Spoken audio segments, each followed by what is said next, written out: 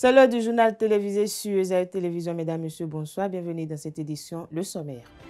Invité ce jeudi 2 janvier 2025 sur France 24, le ministre des Affaires étrangères béninois Olusegun Adiadi Bakari a fermement rejeté les accusations portées par le Niger concernant l'existence de bases militaires étrangères, notamment françaises, sur le territoire béninois. Nous y reviendrons dans ce 19h. Au Bénin, désormais, l'Agence nationale du domaine et du foncier exige des preuves de la source de financement pour l'acquisition de parcelles rurales d'une superficie supérieure à 20 hectares. Plus de détails dans cette édition. Hors de nos frontières, le Conseil de sécurité des Nations Unies a accueilli ce jeudi 2 janvier 2025 5 nouveaux membres non permanents pour la période 2025-2026. On en parle dans ce journal.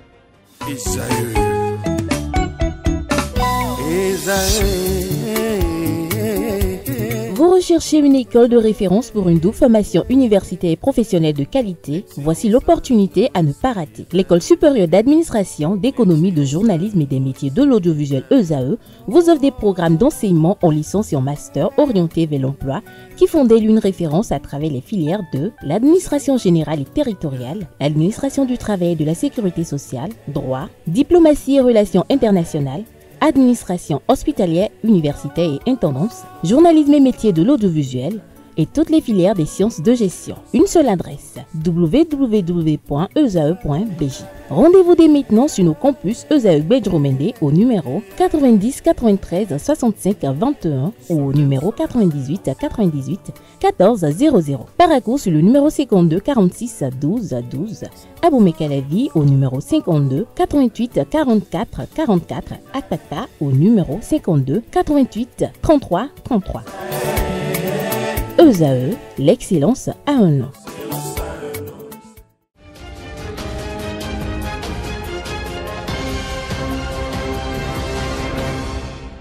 À nouveau, bonsoir. Le ministre des Affaires étrangères Olusegun Adiadi Bakari a réaffirmé lors d'un entretien ce jeudi que depuis son indépendance en 1960, le pays n'a jamais accueilli de bases militaires étrangères et que les décisions relatives à la présence militaire sur le territoire national sont de la seule responsabilité des autorités béninoises. Le chef de la diplomatie béninoise a également souligné l'importance de la coopération multilatérale pour assurer la sécurité et le développement. Suivons ensemble cette capsule vidéo pour plus de précision. Le président de la République a offert la possibilité pour les autorités militaires nigériennes, en compagnie des autorités militaires béninoises, de pouvoir visiter notre territoire national parce que le Bénin, depuis 1960, n'a jamais accueilli une base militaire. Eh bien justement, ça fait partie des accusations ou des soupçons, en tout cas, du Niger, et notamment une base militaire française. Hein, c'est ce que sous-entend souvent le Niger à votre rencontre. Ça fait partie des accusations. Est-ce qu'il y a des bases militaires françaises ou étrangères au Bénin, définitivement?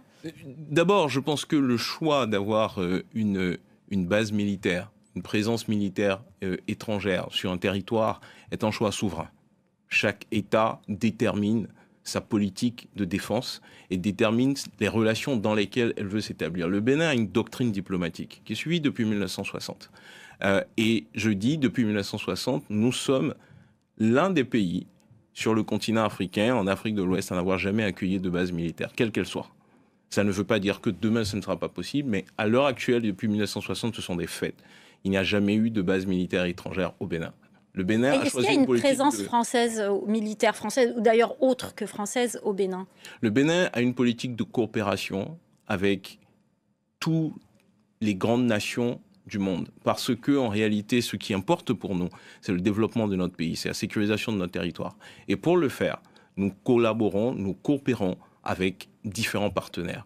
Pas que la France, nous coopérons avec les États-Unis, nous coopérons avec la Chine, nous coopérons avec les Émirats arabes unis, nous coopérons avec des pays africains, le Nigeria, le Niger, jusqu'à il n'y a pas longtemps, et d'autres pays. Parce que nous pensons que c'est dans cette coopération que nous tirons le meilleur pour défendre notre territoire et apporter les solutions aux problématiques de nos populations. Et c'est ce qui est le plus important. Après, chaque pays, comme je le disais, détermine sa politique, mais nous, en l'occurrence, et je pense que nous devons juger sur les faits sont clairs et sont, on peut se permettre de le dire, têtus. Depuis 1960, le Bénin n'a jamais accueilli de base étrangère. Cela annonçait à l'entame de cette édition au Bénin, les usagers qui ont acquis ou qui souhaitent développer des biens ruraux d'une superficie supérieure à 20 hectares devront désormais joindre leur dossier de demande une preuve détaillant l'origine de leurs fonds. Cette obligation est faite conformément à l'article 361 du Code foncier et domanial selon l'Agence nationale du domaine et du foncier. La NDF précise que la preuve de la source de financement peut se faire tout par moyen approprié. Les dossiers sans justification de la source de financement seront rejetés selon les mises en garde du directeur général de la NDF à travers un communiqué.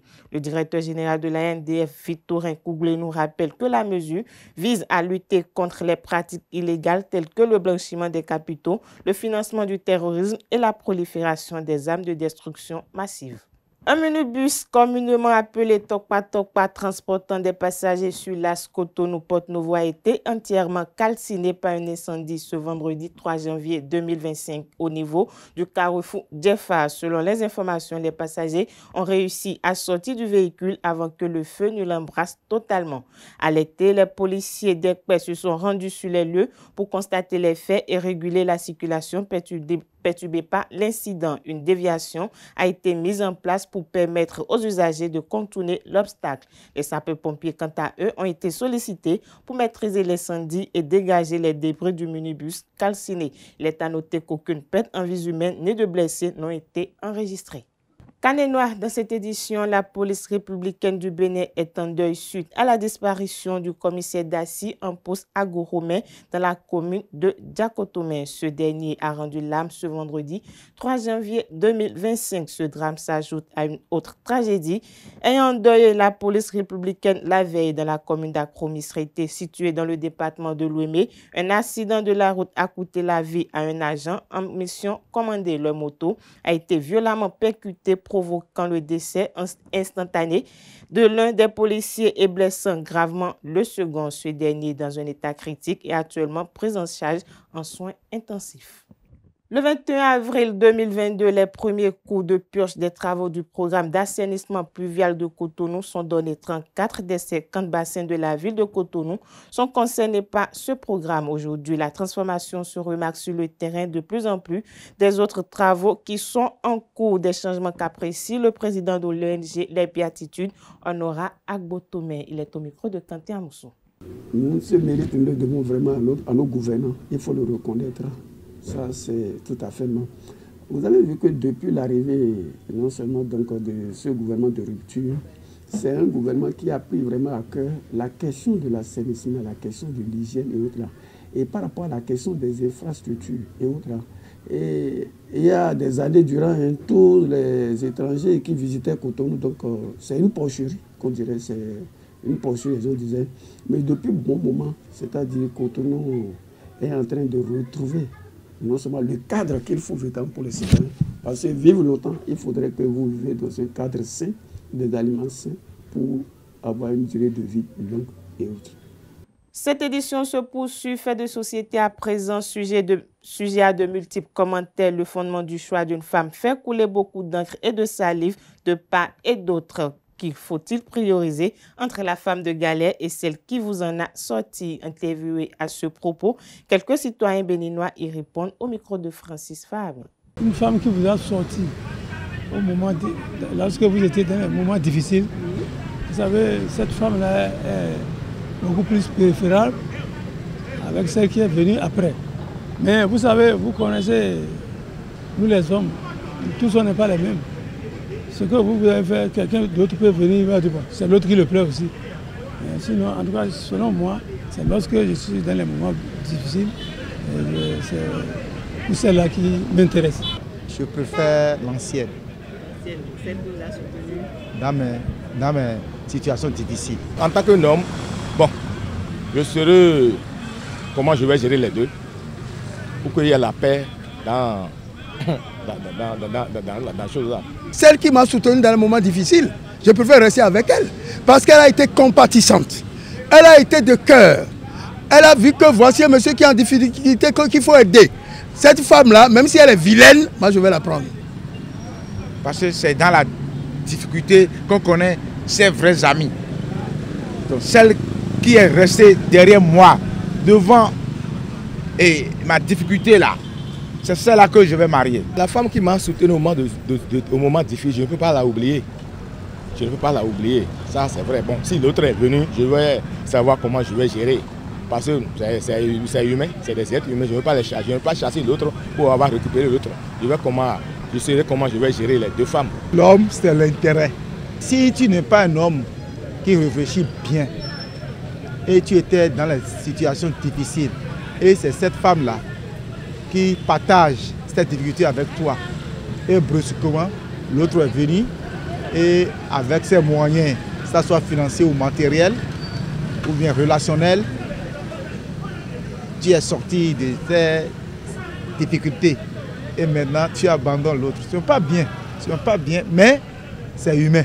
Hors de nos frontières au Sénégal, le président Bassirou Diomaye Faye a déclaré lors de son discours de Nouvel An que toutes les présences militaires de pays étrangers au Sénégal prendront fin dès cette année 2025. Cette fermeture des bases militaires va-t-elle influencer la politique africaine de la France? Élément de réponse avec l'analyse géopolitique martiale à côté. Il est au micro de Francis Fahmy. La politique africaine de la France vis-à-vis du Sénégal, est-ce que ce démantèlement de base ne va pas l'influencer?